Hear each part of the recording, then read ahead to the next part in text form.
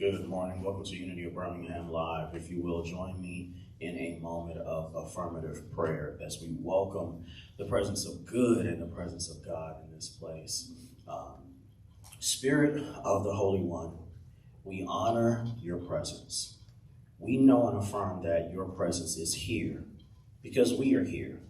And in this space, we acknowledge the presence of the Holy that's manifested as each and every one of us that have shown up today to gather, to celebrate your holy name, which is the name I am, the name of self-awareness, the name above every name, the name that is good, the name that is just, the name that is righteous, the name that is holy. And we lift up that name, we lift up that consciousness, the Christ consciousness, knowing that it will lead and guide us into all truth, that it will allow us to show up as the very best of us, that it will allow us to show up as our best selves, knowing that as we hug and greet one another, that it goes forth and it does the perfect work, and all we have to do is say yes. So in this moment, we say yes to the presence of good, the presence of God that manifests itself as each and every one of us that come through these doors. We are honored and grateful for those that tune in today, knowing that it will be done unto them as they believe. We know that everyone that tunes in will have and receive that in which they need. So we allow our personal agendas to decrease and we allow the presence of God to increase. We acknowledge good here today and we allow the presence of God to do his perfect work in us, with us, for us. Amen. Ashe, ashe, and so it is.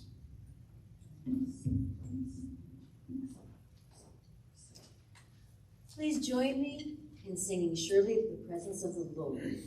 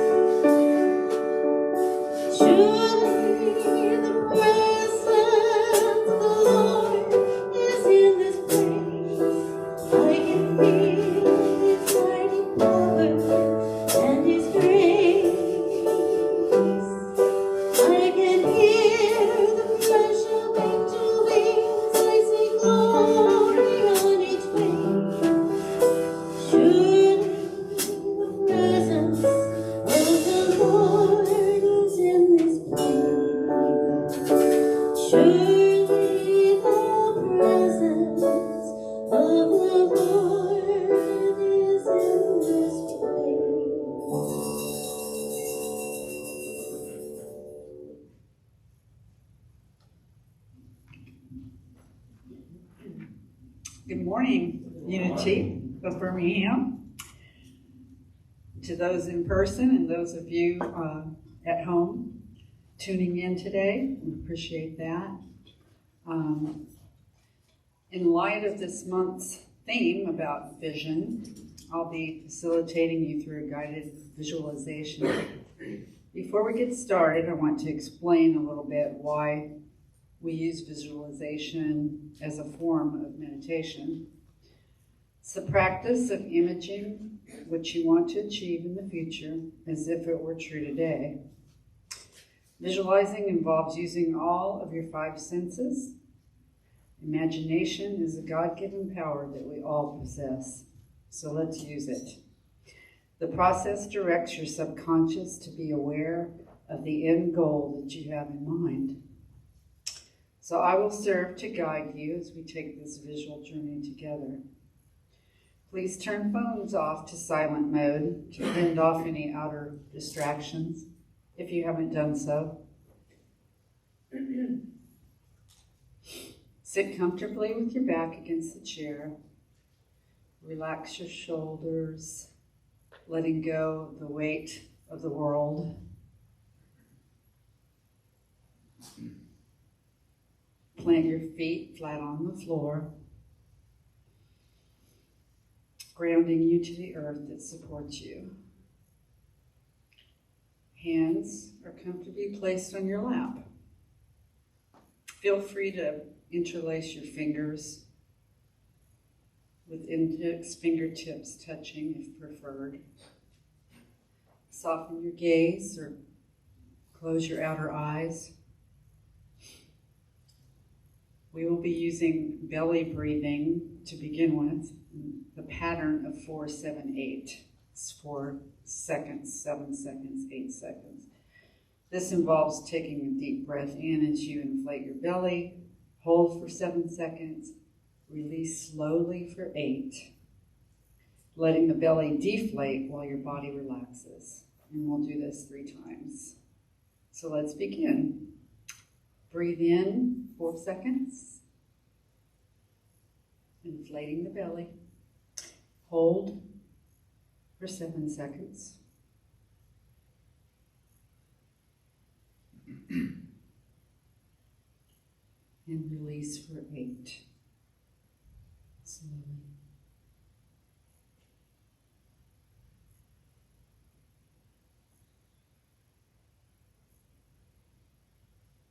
Again, breathe in.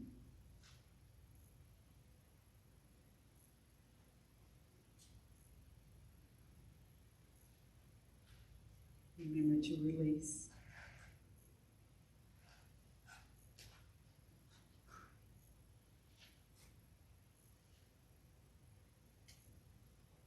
And once more, breathe in. Hold it.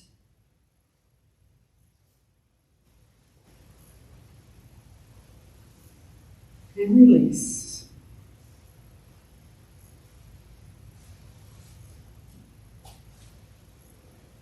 Now allow your breathing to regulate. Notice how your heart and lungs work in unity. They do this 24/7 without much awareness. Let us remember to pause each day and give thanks to them. We begin our journey through a natural landscape of your mind's choosing. Envision now how it will appear as you take the first step, and then another. As you move forward in your chosen environment, notice all of the elements as they are revealed to you, like the yellow brick road heading toward Oz.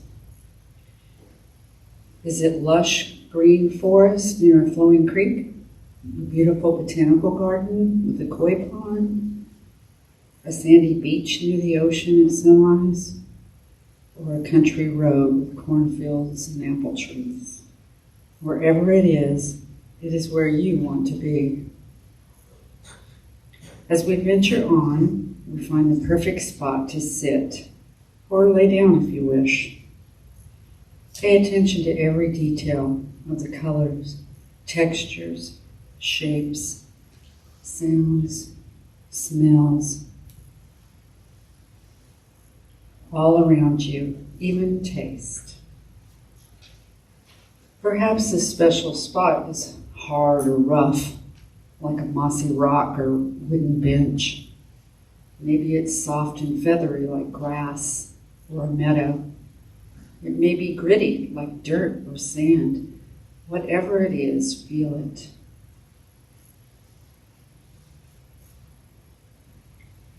Smell the space around you. Is it fresh like air-dried laundry? Fragrant like a flower? Maybe an herbal smell? Give yourself a little time to imagine it. Remember to breathe.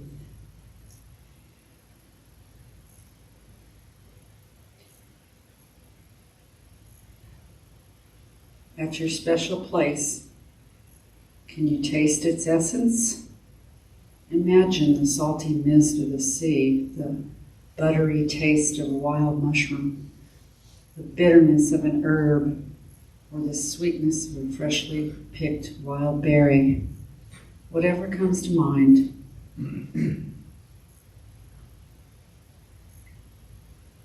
Listen as you rest in your special place. Hear the natural sounds that envelop you as you breathe in and out, knowing you are centered in oneness with the Creator that created you and all that surrounds and sustains you.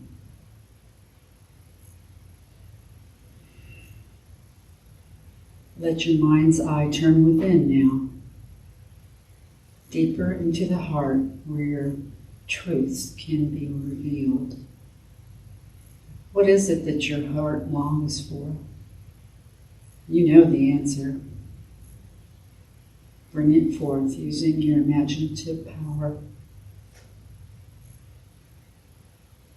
Perhaps a desire to travel comes to mind. If so, picture yourself there in great detail. That's just the beginning. If you desire a career change with your mind's eye, what does that look like? Make it crystal clear. The title of that book that you want to write. See the cover too. Create that art piece you want to mold, draw, or paint. Is a loving relationship in your heart? Visualize it in your mind and how that would look like when it comes to be. Whatever it is, see it and believe it. Using all of your senses, take some time to breathe and imagine your goal as we dive further into the seat of our soul in the silence for a few moments.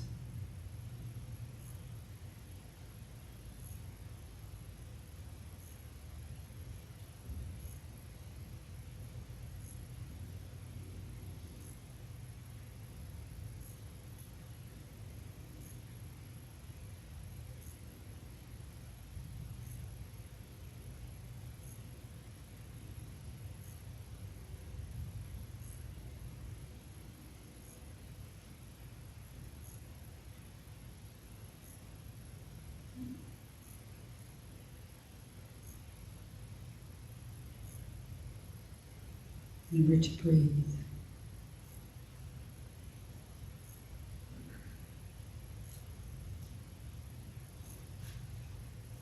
As we bring our awareness back to the natural setting that we created earlier, we'll journey our way back to where we started, one step at a time, using our senses, noticing the same path that supported us and brought us here will take us home. The sights and sounds slowly fade away once we re-enter this room, knowing our truth with clarity and gratitude. So it is, and so it shall be.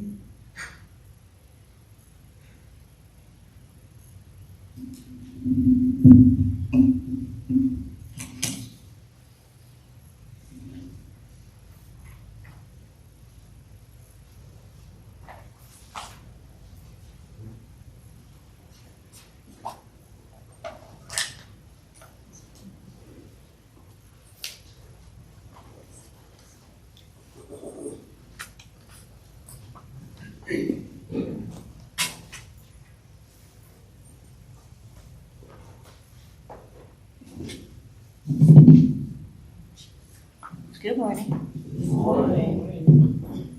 Thank you for your patience.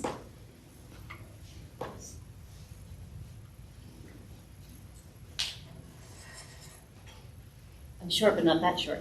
There we go.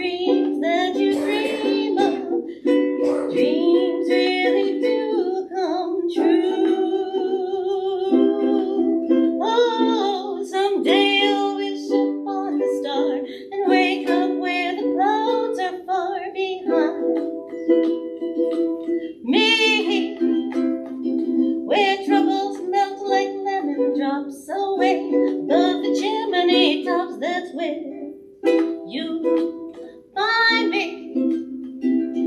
Somewhere over the rainbow, bluebirds fly, and the dreams that you dare to, why can't I? Oh, someday I'll wish upon a star and wake up where the clouds are far behind me, where troubles melt like lemon drops high above the chimney tops. That's where you find me. Somewhere over the rainbow, way up high, and the dreams that you dare to, why can't I?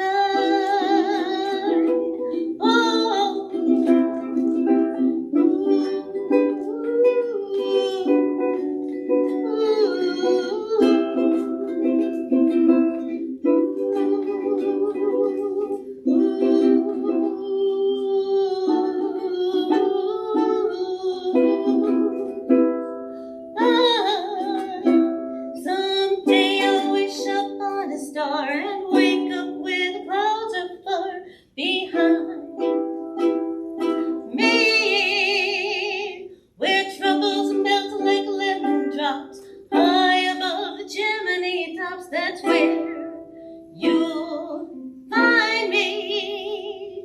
Ooh.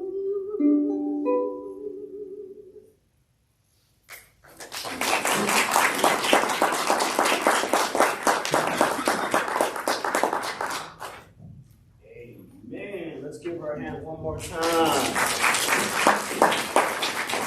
Yes. And put your hands together for yourself, if you will. Ooh, more people came. I looked down and I saw, where y'all come from? Good morning. Good to see y'all. Shocking. God bless you and thank you again to Reverend Arturo on sound, Brother Rick on drums, and Julie, and you, and those that are tuned in online. We're grateful for you this morning. Let's extend a special blessing to those that are watching online. If you will, point your hand to the camera. Say this with me: divine love, in me, blesses and multiplies all that you have, all that you give, all that you are, and know in this moment you are safe. Put your hands together one more time. And our ministry is supported by financial donors like you. To make a contribution, go to www.unitybham.org and click on giving. Say amen to that. Amen. I got to credit Dr. Bill Winston. I keep stealing his line. One of my favorite You know what's amazing is you don't oftentimes hear your influences until you actually go back and listen to yourself, and you can really see that although you feel like one person, you're made up of 1,000 different people, because no man or no person is an island to themselves. So every time you talk, everything that's in you, everyone that's in you, it all comes flooding out. Thousands of years of information from other people's life experiences condensed into your voice. Which is why public service is so important, because it's not really about you per se as an individual. Because you've decided to fill in that gap and say, stand up, be counted, here I am, and you allow the presence of good to rush through you, you get honored and respected and glorified, and life takes care of you. But if all of us just do our part, can you imagine what happens in the world? If we adopt one person, one thing, and we channel all that we've experienced, all that we've been given, all that we've been taught, and focus on that area, each one reaching one. Say this with me: each one reach one. It changes the world, because you are not limited to just the information you pick up in your lifetime. You get a chance to distill information that's thousands of years old. Bill Winston is old enough to be my grandfather, and he doesn't know me directly, but I grew up listening to his teachings, focusing on scholarship. I can hear him in my head. Young man, go to school. Because when I started in ministry, by the time I put my foot on the pulpit, I already had my career established. That way you take the pain off of the church. Come on, somebody. And you're able to do the work without the strain that comes. So my notion of bivocationalism comes from Dr. Bill Winston. He probably doesn't even know how he affected me. That's the power of lived experience translated and given to the world without any sort of barrier that prevents you from doing it. Meaning that I can take my little old life experience and fling it out here, and there's something to my life that continues on after I'm no longer in the physical body. And then someone takes that life experience and then channels it in and adds to it with their life experience and adds their grandparents and other things that they've learned. And with that information, they're able to focus it on something and change it for the better. Amen. That's the wonderful thing about showing up and being counted. You're not limited with just what's in your hand. Say this with me. There's more to you than you know. There's more to you than I know. Really is. Sometimes as humans, we feel so incapable of doing things because we get limited by the external world. And like all preachers, I'll end my 45 sermons and get to what I really came to say this morning in just a second. But we feel so limited by what we can see here in our hands. But there's always more. When you open up your mouth, when you stand up and be counted, when you say injustice is just us and it's you and it's me, it's not just happening in a vacuum, it's happening everywhere. When you stand up and be counted and agree to use your voice to speak truth to power, to shine a light in dark places and spaces, there's a cloud of witnesses that stand up with you. People who may not even know your name, you're able to utilize their information and their life experience. So your words become amplified.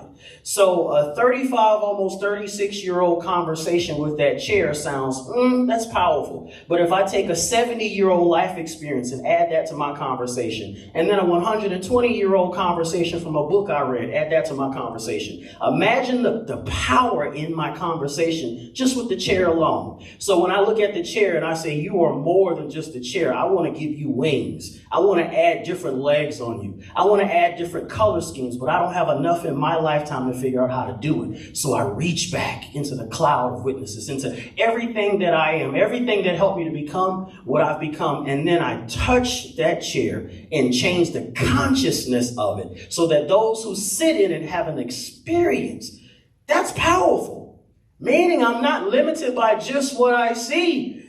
I can reach back. That's why they have that old saying, something old, something new, something borrowed, something blue, because you can take an experience right here in the present, right here and right now, and reach so far back into the past that you create a brand new thing on the earth that's never existed. Say this with me. I'm not alone. You're not alone. You're not by yourself. The power that you have, yes, this is the power that you've accumulated, but you don't have to just rely on your own power. Here's a wonderful affirmation for you, then I'll move on. Not by might, nor by power, but by my strength, saith the Lord of hosts. Say this with me. Not by might, nor by power, but by my strength, saith the Lord of hosts.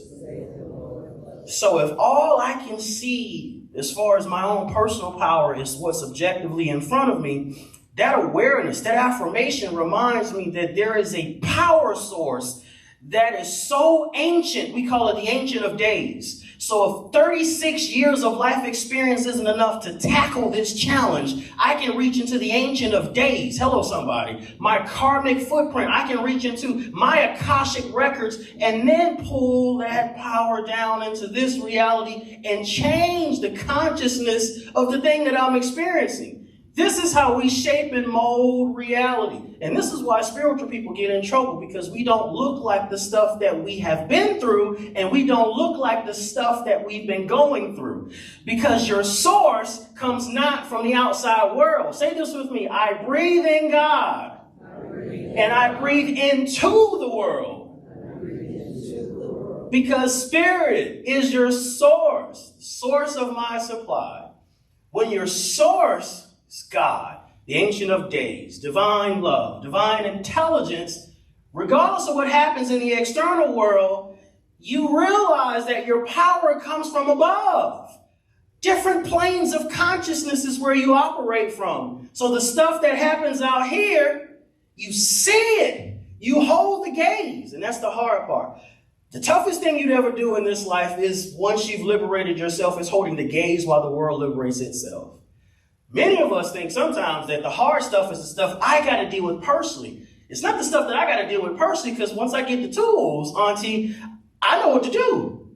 Once I get the tools, the hard part is now that I'm free, I have to watch the world in a state of becoming. And there's trips and falls and it blunders and bloops and it makes mistakes. See, the news, we hear the moaning and the groaning and the crying. These are prayer requests asking for the sons and the daughters of light to help. They're not asking for the sons and the daughters of light to wail and yell and cry and moan too, because crying and moaning and wailing only adds to the problem and not to the solution. You don't love me. Why? Because you're not fighting back. That's not going to help nothing. You know, people like that, you got to argue with them to show your affection. What kind of traumatic love is that, man? If when I leave your presence, if I got to take a Motrin and have a cocktail, I don't need to be talking to you. This is not helping my life right now. You want divine intelligence on your side, and divine intelligence adds to your life. Divine intelligence is life affirming. So when the world says no, you can stand up and say yes, because your source isn't the world. Your job is to give to the world, not to take from it. This is why everybody around you is doing this. Because that's what the world does. And this is the consciousness by which they're moving. Now, if your source is that which is above, then what you should do is limit your contact with this right here. Put yourself in predicaments with individuals that realize the power of good that's within them, so that they are givers too, and you don't have to give by yourself. Because if you're a giver and you're friends with the receiver, that's an imbalanced relationship. Who am I talking to today? But if you're a giver and your friend's a giver, that's an equal partnership. Like the spiritual traditions say, be not unequally yoked. They weren't talking about religion. They were talking about consciousness. Because if me and you on the same page, we can get along. But if we ain't on the same page, somebody got to find a new book. And this is how we are able to affect change. We become responsive and not reactive. And this is what the world needs. Howard Thurman. The world needs more people who have come alive. Ask not what you need to do to the world. Ask how you can become alive, because the world needs more people who have come alive. Or his other famous quote, until you've tuned into the sound of the genuine within you, you will forever dance out here on the ends of strings that someone else pulls. And believe it or not, fear, shame, guilt, recession, lack, limitation. So low vibration frequencies, but guess what? They garner the most attention. 35-year-old individual, such and such and such happened to them. In other news, watch the news tonight, and then pay close attention to the positivity that comes out, and then watch how fast they switch gears to something negative, because negativity drives ratings. Because we become addicted to fear, we become addicted to negativity. It causes serotonin to secrete in our brains when we see it. It's juicy. Ooh, tell me what they did. Tell me about the gossip. What's going on in the external world? But if you get curious about what's going on in God, if you get curious about what's going on in your spiritual communities, the places that feed your soul, if you get curious about your future, you get curious about the promise of God that's on your life, you get curious about your healing, your divine destiny, your consciousness changes. And then the stuff out there stops being as appealing. It's not that you don't care. You care. But you're like, what's the action? I don't need the story. You know why? Because the story is the same. Gloom, doom, shame, fear, trauma. It's the same. Because the world is in a state of becoming while you're in a state of being. And that's how you speak positivity back into the world, because the world isn't wrong. The world is discovering itself. My little boy, my 7-year-old son, because he trips and falls doesn't mean he doesn't know how to walk. He's learning how to walk. See that change of consciousness? It's not that you don't know, you are learning. You're in a state of becoming. So the world is in a state of becoming, my friends. So when you breathe in God, you can breathe back into the world, knowing that with everything you release, the power of good, the power of God moves through you and into the external world, and it changes it. You know why? Because you're not alone. All life needs is for someone to say yes. Who's going to say yes on today? Yes. As we wrap up this month's theme, with all that said, today's topic is balance. Say this with me, balance. Balance. Now, brother preacher, what does balance have to do with all that? Glad you asked. The hard part about living the truth that we know is learning to balance our subjective experience with the external world and our internal connection with the Christ consciousness. In other words, without all the fancy stuff, Christ consciousness is this, but my experience of the world is that. To the degree that you can balance and modulate yourself as you're navigating these two states of awareness, the states of awareness of being and becoming, you can get on all right in this thing that we call life.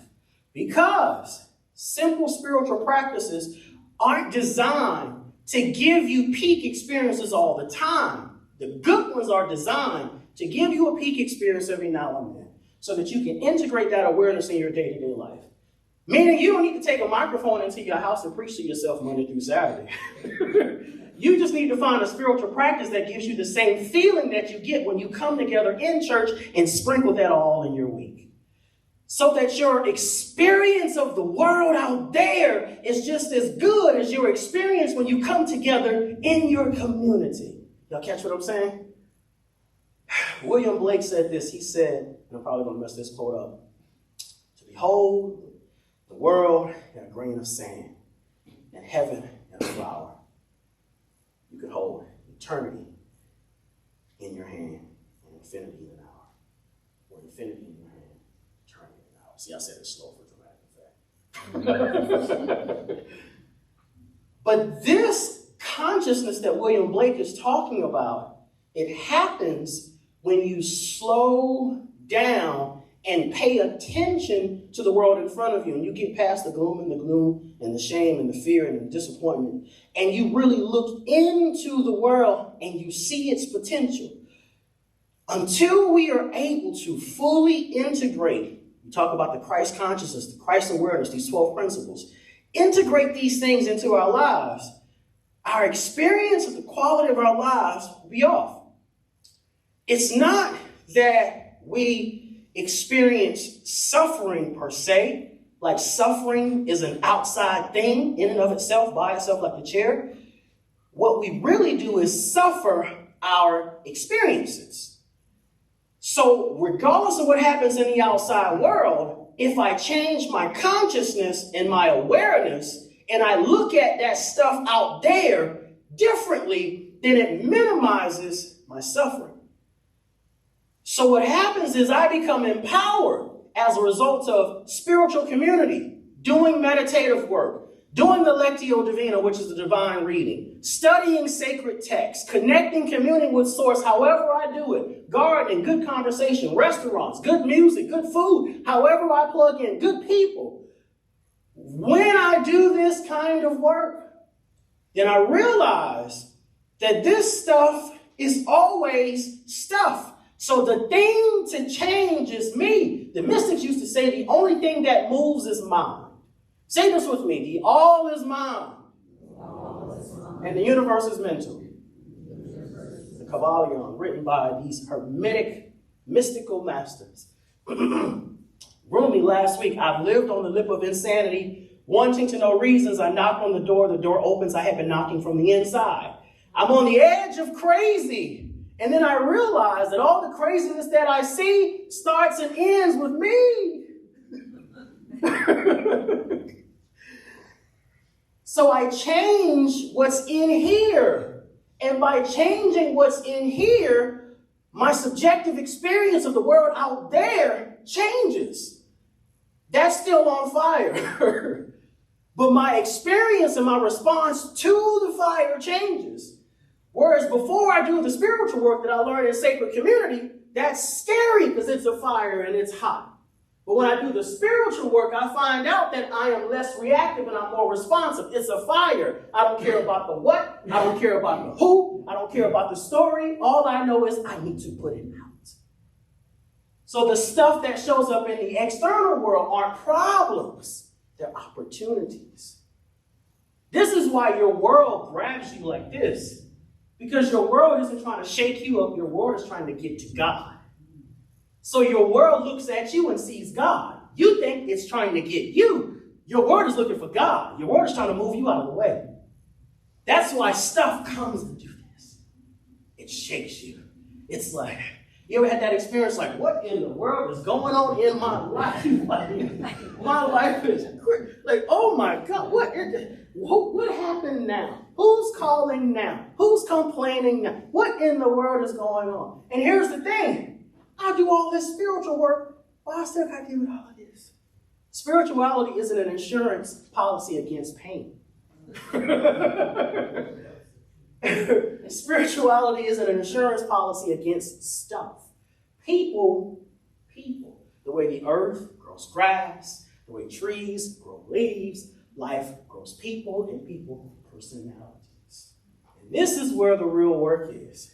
Because once you've integrated these principles and this consciousness, and you've done the work in here, you move out into the external world and hold the gaze of the world as it's beginning to know itself. And individuals who are beginning to know themselves as well. So you learn to bypass all the personality stuff as individuals are learning to know and become who they have been called to be by the presence of good, the presence of God that inspires you. And you work with them because here's the thing. All of us have stuff. That don't mean you all got to go out to dinner together. But if you are willing to, somebody said, that's true. But if you're willing to hold the gaze, if you're willing to hold on to love, to hold on to the consciousness that they are becoming everything that God has called them to be. And I behold the God and the good in you, and I behold the God and the good in the world from afar. Because you get on my nerves right now. This allows you to practice the principles without the consciousness of principles are good over here, but not good over there.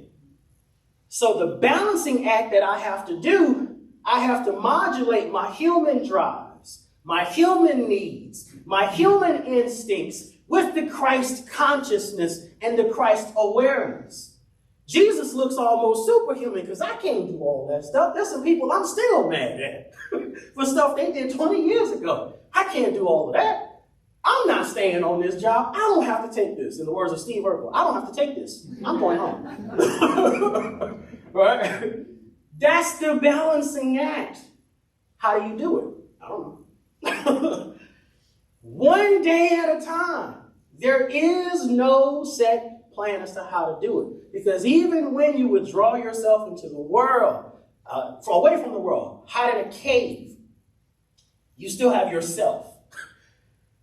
The Dalai Lama tells a story, and I'll move on with my message, about an individual.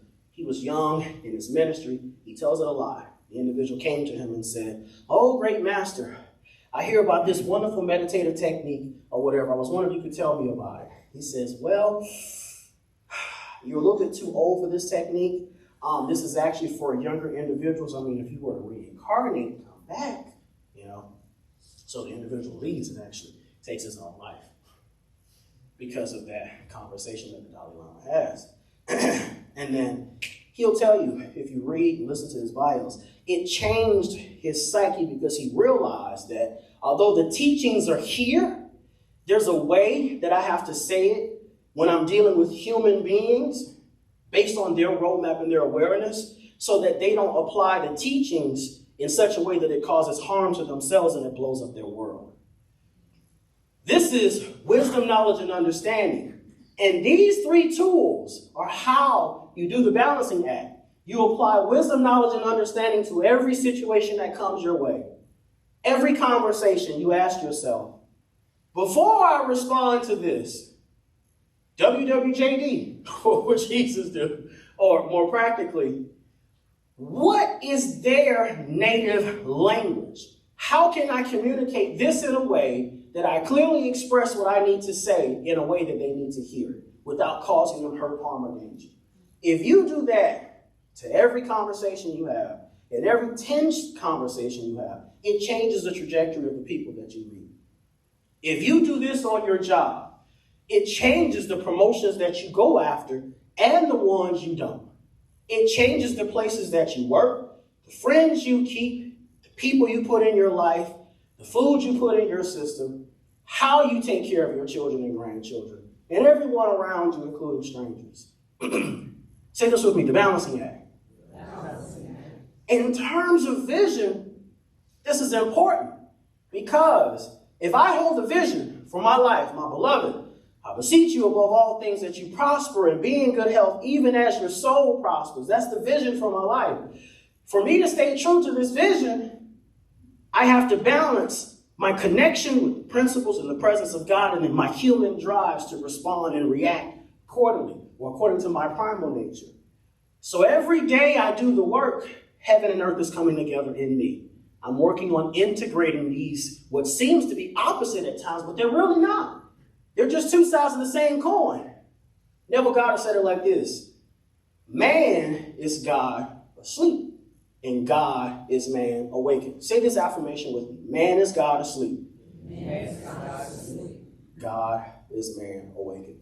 God is man awakened. Jesus' last prayer was, Father, may they all be one, even as you and I are one. This ecumenism of the Spirit, this coming together, so there's no separation between you and God. So when you come together on Sunday morning and you're listening to this message and you're listening to the music and you're doing your own spiritual work, you are holding the vision for your highest good, but then the real work is on Monday with these conversations and these people in your life and the stuff that shows up in your external world. Sometimes you're going to make mistakes.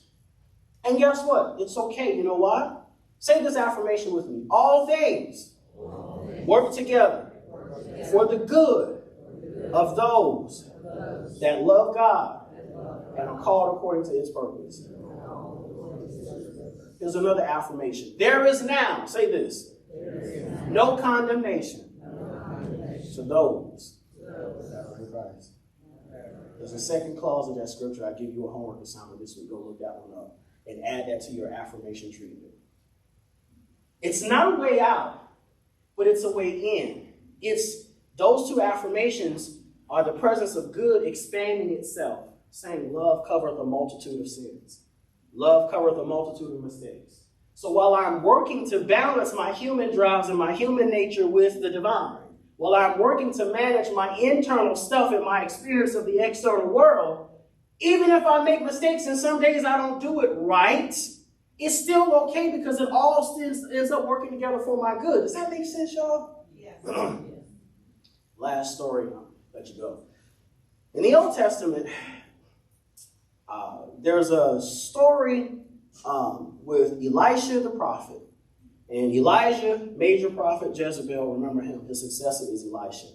And it's found in the book of 2 Kings.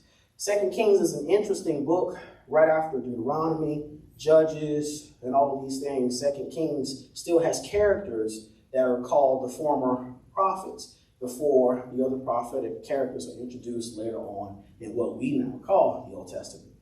Scholars call the book of 2 Kings a part of the Deuteronomistic text. And what that means, Deuteronomistic, huge word. They believe that since the book of Deuteronomy, that the writing style is the same, that there's a continuation of the writing to where it seems like the author is the same person or has the same consciousness or same line of thought. Some of the phraseology is the same as you move through some of these books from Deuteronomy all the way to 2 Kings. In fact, they say 1st and 2nd Kings was probably just one book itself. But in the book, Elisha the prophet is having a conversation towards the end of the book with his disciples. And they're sitting together, and Elisha says, hey, there's a famine in the land, but we're still hungry. In other words, stuff that happens in the external world simply happens. But we still hold the vision for good. We still have to do business. If a recession happens, we still got to eat. If problems happen, we still have to continue on with our lives. So he sends his disciples out to go and find food. They go in the wilderness and they find vegetation. Isn't it interesting that even in a famine, you can still find vegetation? They go in a famine and they still are able to find food. So even in your personal lives, the areas of your life where things look hopeless, where things look lost, where things look like they're not going to change, where things don't look like they're going to get better, there is still possibility. The ability to see possibility in anything, in any situation, those are the kind of people that have embodied this awareness that we call Christ consciousness. And it's okay, because every day we are working on that gift. Some days we do it better than other days. If you're like me, sometimes those days are Friday, Saturday, and Sunday because that's the weekend. Monday through Thursday, it's hard to be the Christ consciousness. But Friday, oh my God, I can do it. It's the weekend now. I'm off work. I ain't got nothing to do. I can be all the God you need me to be. So they go find the vegetation. They bring it back. But one disciple says, this ain't enough food. Everybody's going to be hungry. Goes and finds some wild gourds. If you know anything about vegetation and going in the woods and wild gourds, some of that stuff we ain't supposed to eat. So he goes and gets one of the cucumber's cousins, one of his wild cousins, brings it back, carries it in his shirt, shows it to the prophet, cut it up, and put it in the food. Everybody's getting ready to eat. Everybody's hungry. So they're eating because famines in the land, folks are still hungry, but they still have to do business regardless of what's going on in the external world. And so one of the disciples stops and says, "Alas, Master, there's death in the pot." And Elijah looks at that. You ever had something happen to you that's just so bad?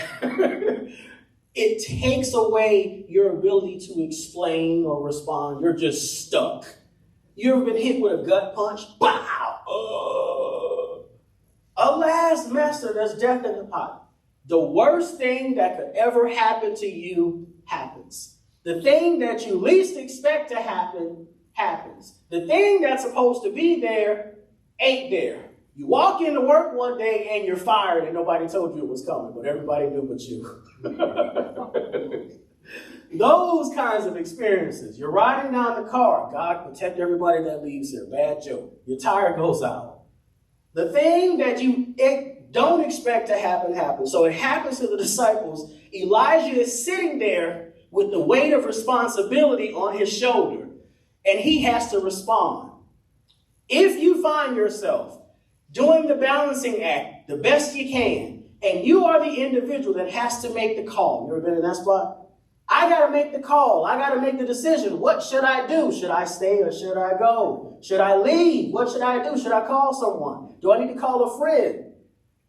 Turn to your principles. And here's the thing.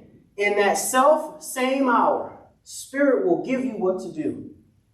And I'm speaking prophetically now. Here's the interesting thing. When that weight of responsibility hits your shoulders, sometimes Spirit will tell you to do some unusual things. Guess what Elisha does? Elisha says, bring me some flour. He takes some flour and throws it in the pot. Flour, because in his mind, what do I have around me to work with?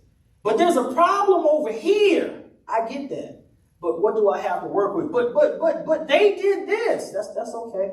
This costs this amount of money and it's due right now. That's okay. What we got to work with. But you don't understand. I wasn't a part of the decision. I didn't do. That's okay. What we got to work with over here. Say this with me. Possibility. Elijah grabs some flour, toss it in the pot, saves everybody.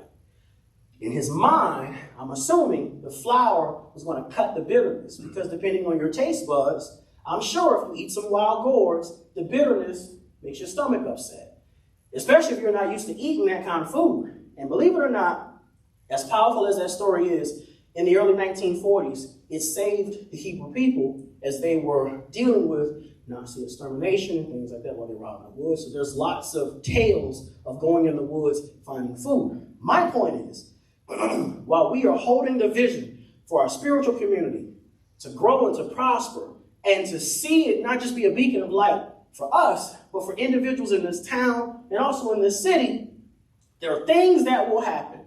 There are things that you may see. Don't be moved by the stuff that shows up in the external world. You have everything that you need to take care of where you are. If that were not so, you would not be here. You thought that you decided of your own accord to come here to join this community, to marry him, to marry her, to befriend this one, to have this child. And really it was the presence and the power of good moving and working through you. And you thought it was just going to be a good time.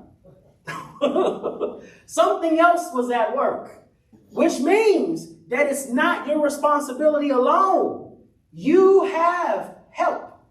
In the moment when you have to make the decision, when you have to make the choice to make a move in the external world, know in this moment you are supported. When you have to answer the phone and give an account, when you have to have that meeting and you're there seemingly by yourself, where did everybody else go? Know that there's a cloud of witnesses that are surrounding you. And guess what? They are closer than one phone call away. They're right here. So Elijah takes whatever he has and, like a good magician, casts it. Cast thy bread. Last affirmation. Repeat this after me. Cast thy bread upon the water, for you will find it after many days. In other words, whatever you have, whatever you think, even if it seems like a dumb idea, when you are doing the balancing act and you are at that critical point where you got to make a decision, listen to God and go with God. Because I promise you, everything will be okay in the end. Take a deep breath. Allow this consciousness of empowerment to rest, rule in the body, and do its perfect work in you, with you, as you. Thank you for listening. Peace and blessings.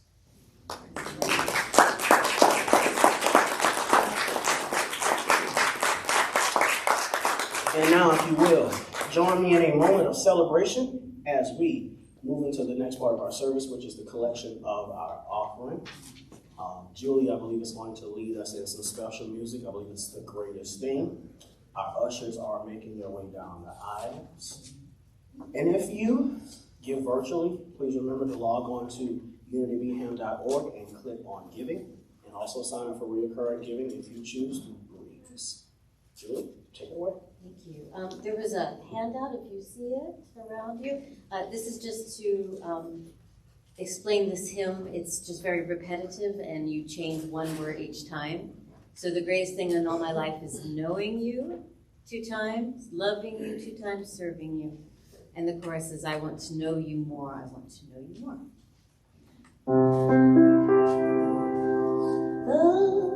The greatest thing in all my life is knowing you.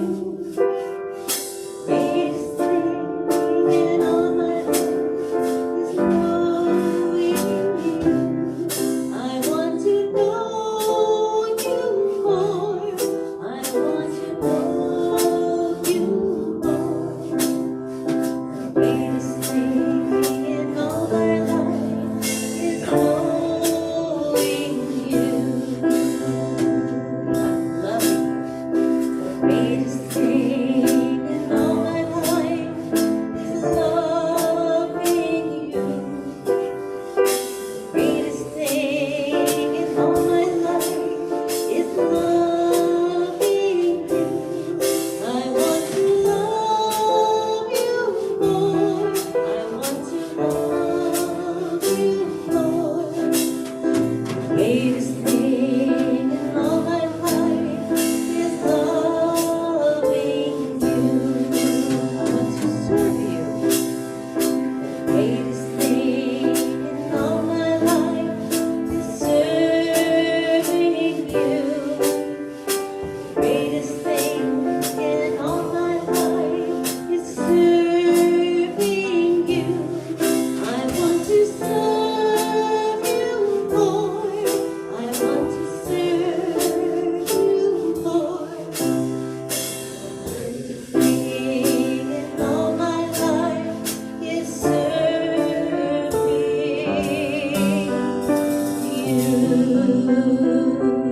If you will, put your hands in the direction of our offering. Say this with me. We bless this offering, knowing that it will be used for the upliftment of this ministry. We bless the givers, knowing that as they have freely given, they shall freely receive. And so it is. Amen. Put your hands together for your prosperity conference. Thank you so much. Thank you. Thank you, Reverend Jesse. Thank you, musicians. Thank you, all of you beautiful, lovely people. It's so great to see you. Just a few short announcements. On February 12th, we're going to have a town hall meeting. It's going to be at 12:30, and afterward, we'll have pizza in the lobby. So come to that and hear what's going on at your church. Then on February 26th, Reverend Jesse is going to continue his study of the Gnostic Gospels, and we're going to be doing the Gospel of Judas. And there's a nominal love offering for $20. Come and join us. It's going to be at 12:30, from 12:30 to 2. On March the 5th, we have a lot of stuff going on. On March the 5th, we're going to have our annual church meeting. And this is a very important meeting because we'll vote for board members and we'll also discuss church business. So that's March the 5th. Mark that on your calendar. And then also, lastly, if you're interested in serving as a Unity of Birmingham prayer chaplain, please reach out to Reverend Jesse. We had a class, so if you were part of that class that Jesse taught on prayer chaplaincy, please reach out to him if you would like to be a prayer chaplain. And with that, we will sing our closing song. If everyone would stand.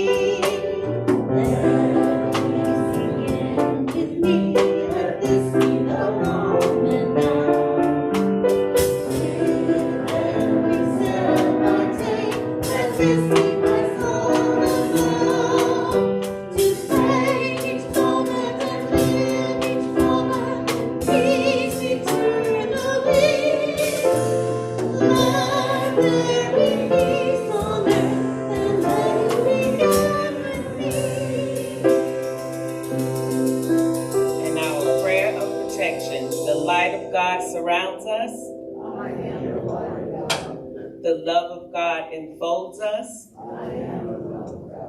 The power of God protects us. The presence of God watches over us. Wherever I am, God is. Wherever I am, God is, and all is well. God bless everybody.